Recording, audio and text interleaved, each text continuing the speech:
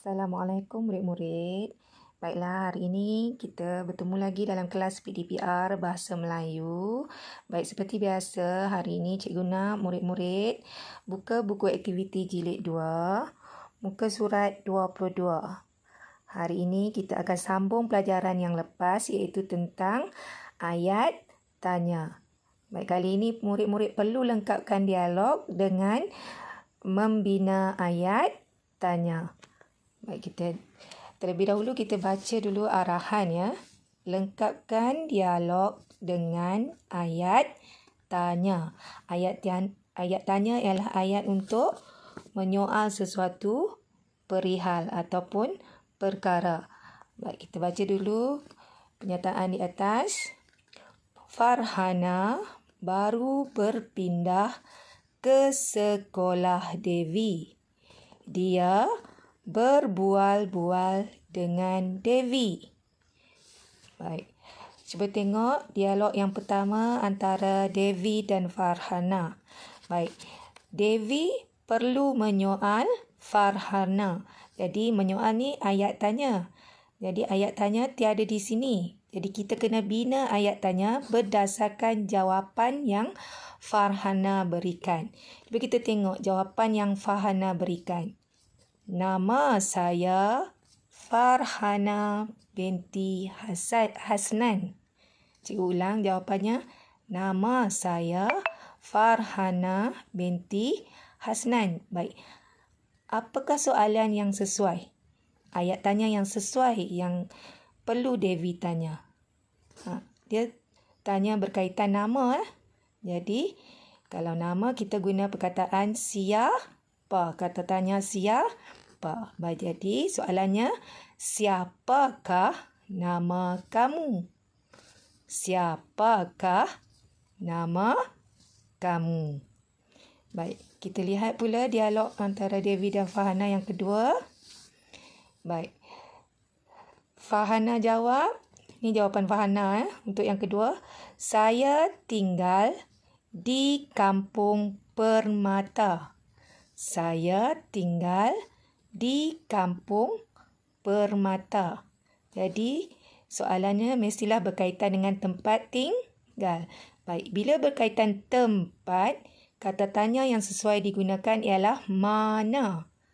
Jadi, kita bina ayat tanya guna perkataan mana.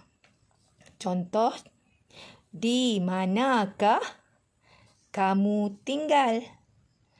Ataupun, kamu tinggal di mana? Baik. Sekarang kita tengok pula jawapan Farhana yang ketiga. Saya berpindah ke sini minggu lepas. Saya berpindah ke sini minggu lepas. Minggu lepas ni berkaitan dengan masa. Jadi bila berkaitan dengan masa, kita guna perkataan kata tanya bila. Bila. Contoh ayat. Bilakah kamu berpindah ke sini? Cikgu ulang. Bilakah kamu berpindah ke sini? Baik. Jawapan Farhana untuk yang keempat. Soalan keempat. Pekerjaan ayah saya ialah guru. Jawapannya, pekerjaan ayah saya ialah guru. Baik, ini Devi tanya tentang pekerjaan. Jadi, kata tanya yang digunakan ialah apa. Apa.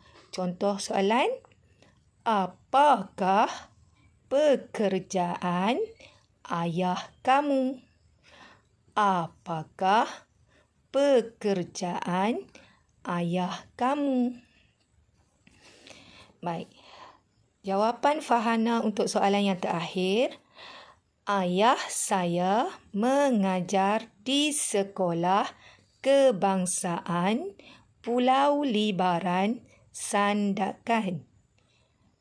Di sini ia berkaitan tempat mengajar ayah Farhana. Baik, tempat. Jadi kalau tempat, kata tanya yang sesuai ialah mana. Mana. Contoh soalannya ialah, ayah kamu mengajar di mana? Ataupun, di manakah ayah kamu mengajar? Baik. Jadi, cikgu nak murid-murid tulis semula soalan-soalan yang betul sesuai dengan jawapan yang telah diutarakan oleh Fahana. Setelah selesai menulis soalan-soalan ayat-ayat tanya tersebut, jangan lupa ya hantar gambar tugasan ini kepada cikgu. Itu saja tugasan hari ini. Terima kasih. Selamat belajar.